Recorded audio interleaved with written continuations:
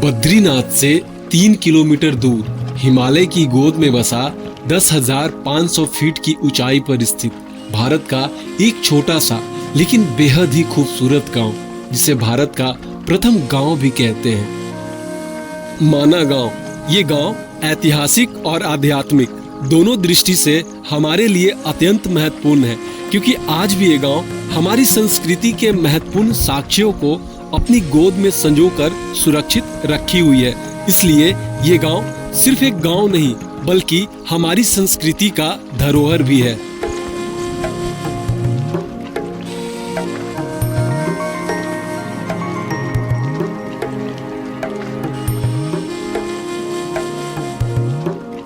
Welcome back to another blog. और मैं हूं अभी भारत के प्रथम गांव माना में, और आज की वीडियो में मैं आपको लेके चलूंगा भारत के प्रथम गांव को विजिट करवाने।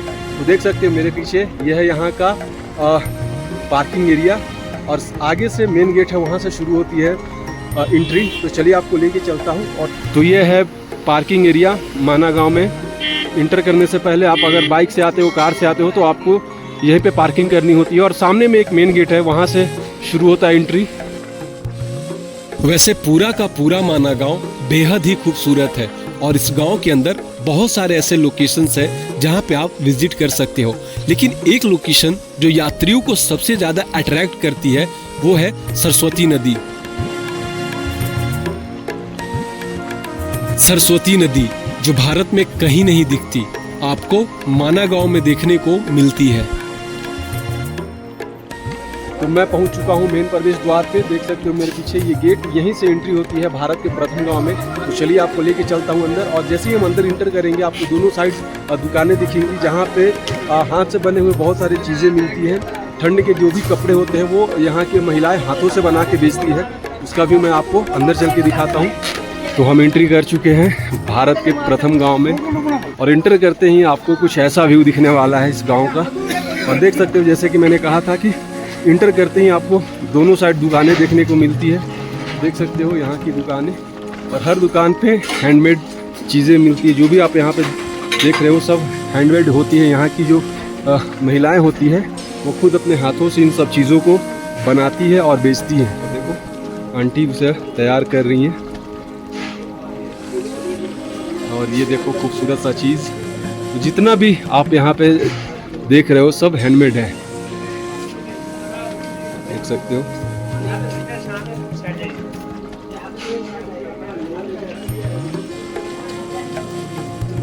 आंटी कितने की है ये कैप? कैप ये वाली,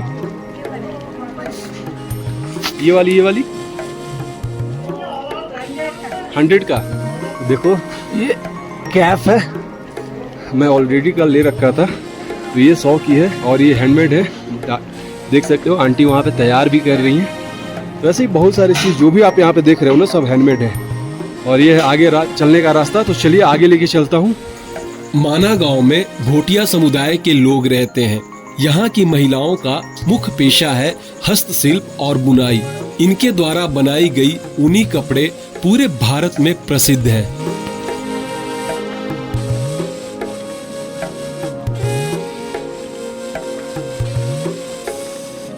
आप सामने में जो मेन गेट देख रहे हो, यहाँ से आप अंदर जाओगे तो आपको देखने को मिलेगा गणेश गुफा और व्यास गुफा। और ये सामने इधर से जाओगे तो ये रास्ता जाता है सरस्वती नदी को।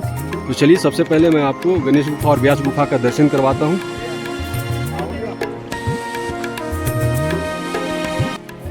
मेन गेट से इंटर कर चुके हैं, और मैं आपको लेके चल रहा हूँ गणेश गुफा और व्यास गुफा का दर्शन करवाने, जो कि आगे में है। तो चलिए आपको लोकेशन पे लेके चलता हूँ और वहाँ की हिस्ट्री बताता हूँ।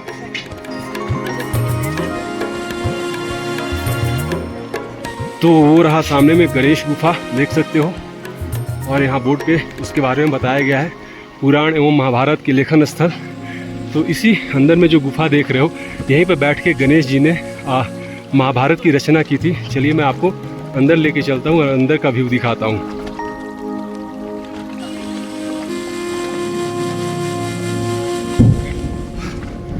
तो चलिए मैं आपको लेके चलता हूँ पहले गणेश गुफा के अंदर, और दिखाता हूँ कि कहाँ से बैठकर गणेश जी ने महाभारत की रचना की थी।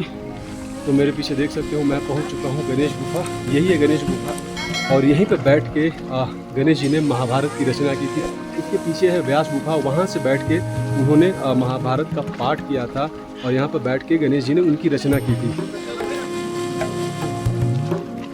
गणेश गुफा सिर्फ एक धार्मिक स्थल नहीं, बल्कि ये उस लेखन का गवाह है जहाँ पर हमारे धर्म ग्रंथों की रचना हुई है। अभी मैंने आपको गणेश गुफा का दर्शन करवाया जहाँ पे बैठकर गणेश जी ने पुराणों और महाभारत की रचना करी थी। अब मैं आपको लेके चलता हूँ व्यास गुफा, जहाँ पे बैठकर व्यास जी ने पुराणों और महाभारत की पाठ करी थी और वही पाठ को सुनकर गणेश जी ने इस गुफा में बैठकर रचना की थी। तो मैंने आपको गणेश गुफा दिखाया। अब मैं आपको लेके चलता हूँ व्यास गुफा।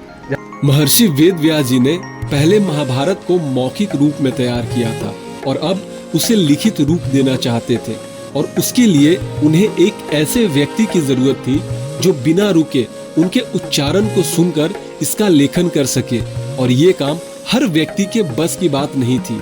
इसलिए उन्होंने गणेश जी से आग्रह की, क्योंकि गणेश जी ही ऐसे व्यक्ति थे जो बिना रुके इतनी बड़ी ग्रंथ की रचना कर सकते थे। गणेश गुफा से 200 मीटर की वॉकिंग डिस्टेंस पे पड़ता है ये व्यास गुफा। मेरे पीछे जो आप टेंपल देख रहे हो यही है व्यास गुफा। तो चलिए आपको अंदर लेके चलता हूँ और अंदर से आपको इस गुफा का व्यू दिखाता हूँ।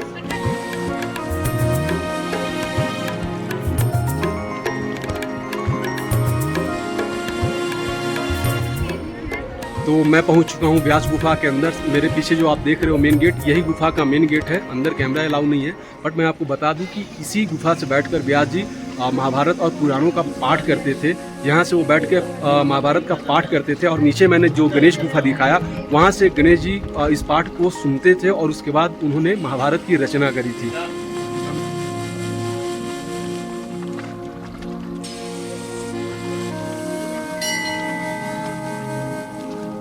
तो नीचे में देखो वो है श्री व्यास जी का गुफा, और ऊपर गुफा का डिजाइन कुछ इस तरीके का है। इसे कहते हैं व्यास पोथी। अगर आप ध्यान से देखोगे तो ऐसा लगेगा कि कोई बहुत पुरानी पोथी रखी हुई है। ये डिजाइन उसका ऐसा है जैसे लगता है कि कोई पुराना ग्रंथ वहाँ रखा हुआ। ग्रंथ के जो पन्नों वाली व्यू आती है ना, वैसी इसकी डिजाइन है। इसलिए इस गुफा का जो ऊपरी भाग है इसे व्यास पोथी कहा गया है। तो अभी मैंने आपको व्यास गुफा दिखाया, गणेश गुफा दिखाया। अब आपको मैं लेके चलता हूँ सरस्वती नदी दिखाने। सरस्वती नदी जो भारत में कहीं नहीं दिखती, आपको इस गांव में देखने को मिलती है। तो मैं पहुंच चुका हूं सरस्वती नदी के उद्गम स्थल पे। मेरे पीछे आप देख सकते हो बहुत ही तीव्र वेग से बह रही है। तो सरस्वती नदी का उद्गम इसी स्थान से होता है और यहाँ से 300-400 मीटर आगे जाके वो अलकनंदा नदी में मिलती है।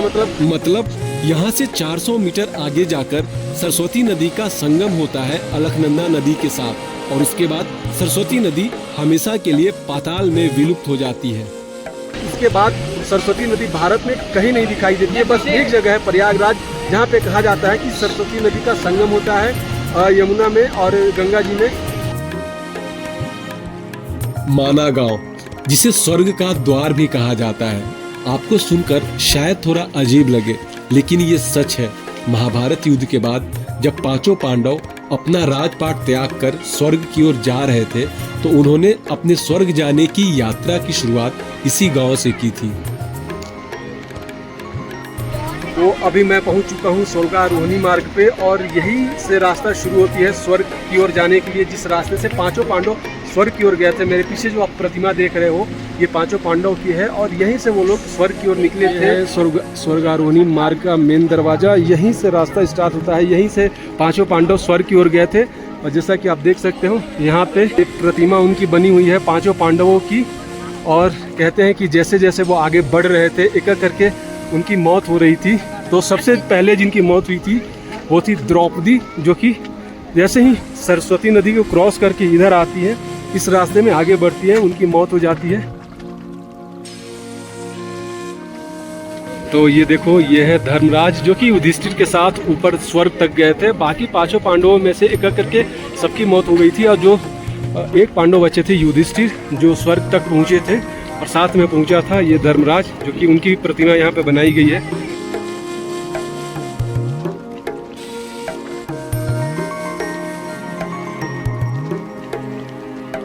अभी मैं उस ट्रैक पे हूँ जिस ट्रैक से पांचों पांडव स्वर्ग की ओर गए थे और वाकई में ऐसा फील हो रहा है ना कि मैं स्वर्ग में चल रहा हूँ। क्यों? क्योंकि यहाँ की वादियाँ देखो, ये देखो ऊंचे ऊंचे पहाड़, बड़े बड़े ग्लेशियर, आगे में ग्लेशियर है और ठंडी ठंडी हवाएं चल रही है। चारों तरफ का ये नज़ारा ना किसी स्वर्ग से कम नहीं है। तो वाकई में अगर आप स्वर्ग को देखना चाहते हो, स्वर्ग वाली फील लेना चाहते हो, तो आपको इस स्वर्गारोहणी मार्ग पे ज़रूर आना चाहिए। यहाँ पे आने के बाद रियली में फील हो रहा है कि ये किसी स्वर्ग से कम नहीं है।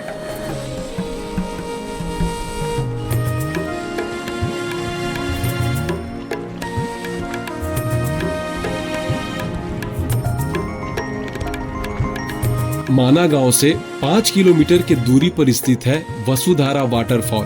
कहते हैं कि जिस इंसान के कर्म बुरे होते हैं, जो पापी प्रवृत्ति के लोग होते हैं, उनके ऊपर इस वाटरफॉल का पानी कभी नहीं गिरता। हाँ, देख सकते हो कितना खूबसूरत नज़ारा है।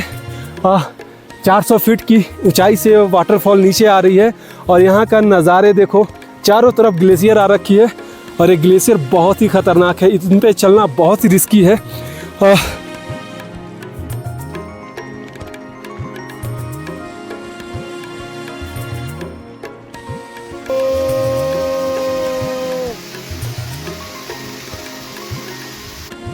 आज की वीडियो में मैंने आपको भारत के प्रथम गांव माना का दर्शन करवाया। उसके अलावा मैंने सरस्वती नदी को दिखाया। उसके बाद मैं आपको लेके आया वसुधारा वाटरफॉल के ट्रैक पे और वसुधारा वाटरफॉल का व्यू दिखाया। तो आज का ये मेरा वीडियो आपको कैसा लगा, वीडियो पे कमेंट करके बताना। इसके अलावा वीडियो अच्छा लगा होगा तो वीडियो को लाइक करना, चैनल को सब्सक्राइब करना। मिलता हूँ आपसे एक और बेहतरीन ब्लॉग में, तब तक के लिए जय हिंद, हर हर महादेव।